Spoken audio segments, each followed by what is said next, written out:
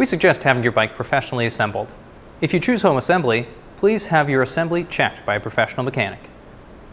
Now let's get into assembling your last podcast on the left, Custom Cruiser. Let's start by removing all the packaging and laying everything out.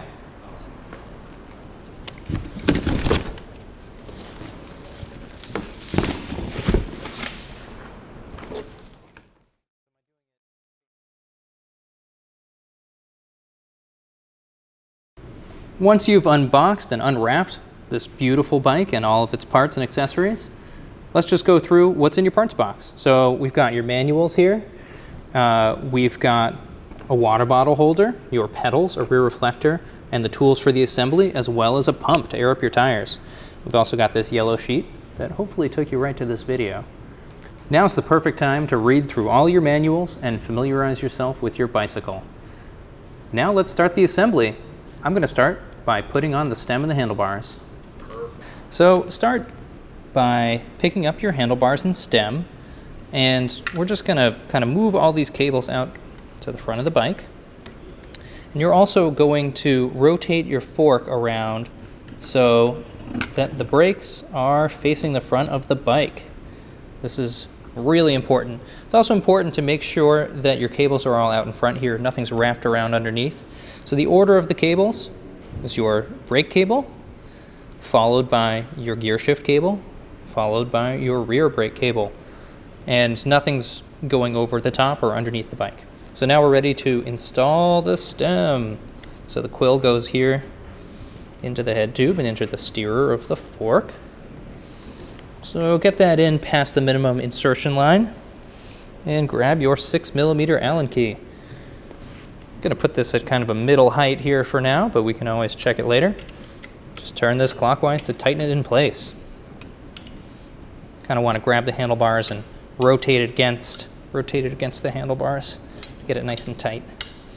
The tool should leave an imprint in the palm of your hand. As you're installing the handlebars, just note that these handlebars have a cool vintage feel with this kind of flipped cafe racer look, and be sure that your shifter is on the right side when you install them. Now for the next step, installing the front wheel. So now when you're ready to install the front wheel, just grab it here. You want to check the tread of the tire. So the tread has these little arrows, these little lines that are pointing in an arrow shape towards the front. So that's the way you want to orient the tire. And when you're ready to install it, unthread the axle nuts to give you enough space to get them onto the dropouts of the fork. So you don't have to unthread them all the way, but just enough so that there's some room there. And it's also important to note that you want all of these washers on the outside of the fork blades, none on the inside. So now we can just pick up the front end of the bike, squeeze that tire in between the brake, like so, and then just aim the dropouts of the fork there to get onto the axle.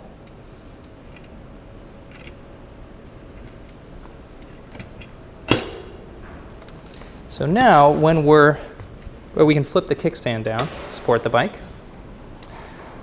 So now when we are about ready to tighten these down, just want to make sure that we're putting this hook washer in place. There's a little hole for it there in the dropout of the fork. So I like to get that in there and then get that axle nut hand tight. So we want to do that on both sides.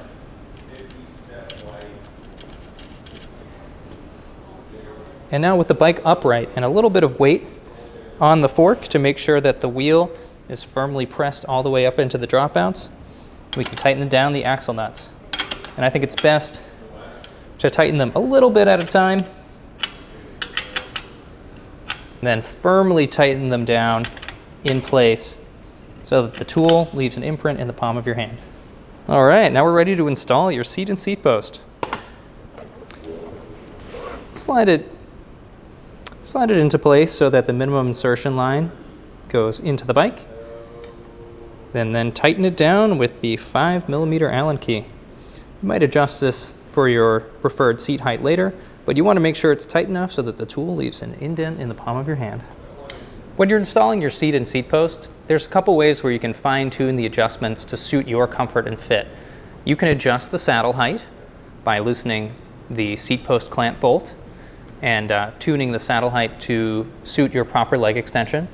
You can also adjust the saddle angle, and that's really important to get set up to your comfort. Now we're ready to install the pedals. So grab your 15mm wrench, and you want to grab the pedals and determine which one is right and which one is left.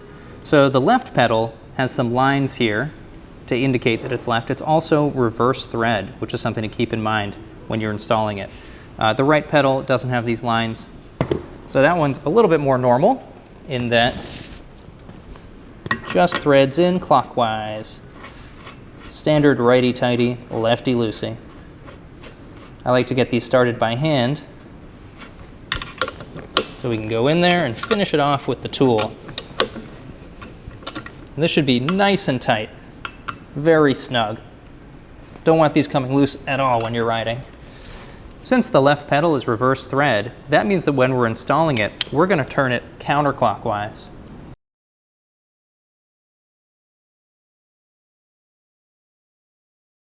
And once again, make sure that you tighten it down nice and tight so that that tool leaves an imprint in the palm of your hand. Let's install the water bottle cage. So start by removing these bolts here in the frame.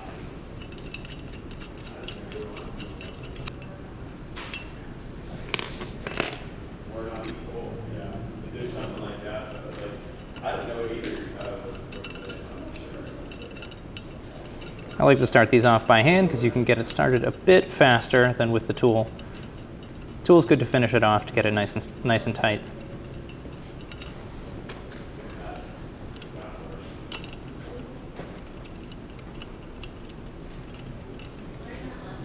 So just snug that up. You don't have to kill these bolts. A quarter turn past snug. Perfect. So now that we've got everything bolted together basically, let's go through and make sure things are where they're supposed to be. So as you can see, this handlebar angle's a little extreme. So we're going to level that off to a more ergonomic position. So grab your 6mm Allen key and just loosen the stem bolt. And just level those handlebars off so they're basically parallel to the ground. Now tighten that bolt back up, and this one you want to be really snug too because you don't want this loosening up while you're riding. Similarly, this is a good time to check to make sure that the handlebars are straight. Sometimes it takes a few tries.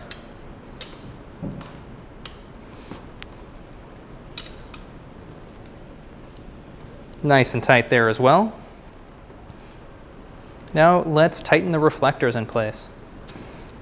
So we're just going to tighten down the front reflector with our home Phillips head screwdriver. And we grab the rear reflector from our parts box. Going to install that on the seat post. You want to install it so that it's perpendicular to the ground. Employing all of my geometry terms. Parallel, perpendicular. Spectacular. At this point, you'll want to use the included floor pump to check the air pressure in your tires. Recommended PSI for these is 80 PSI. You want to start by detaching the pump head, locking it in place, and pumping away. Now let's install your rear rack. Start by putting it in general position, putting it in position over the bike, just to see where it's going to go. Then grab some mounting hardware. I like to use a washer on the lower one. I'm going to mount these in the furthest rear eyelet. Start threading it in by hand, and then finish it off with the 4mm Allen.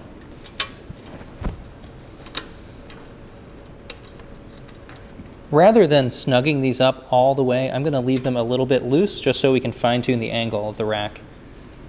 So now that these are most of the way tightened down, I'm going to go ahead and remove these top bolts here. And then just manipulate the rack struts into the correct position.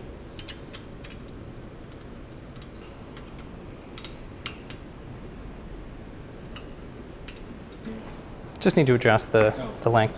If you want to adjust the reach of these struts, you have to loosen this bolt here that clamps the strut in place onto the rack. And that takes a 5mm Allen key.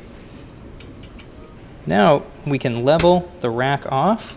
I want it to be pretty much parallel to the ground. There we go. Then you want to lock down these struts.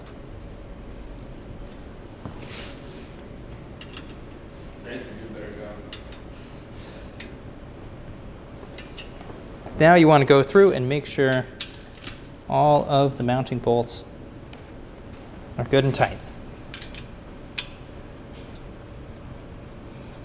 Now that we've finished basic assembly of your bike, you want to go through and check all the bolts that you touched and all the ones you didn't, and make sure everything is snug and safe.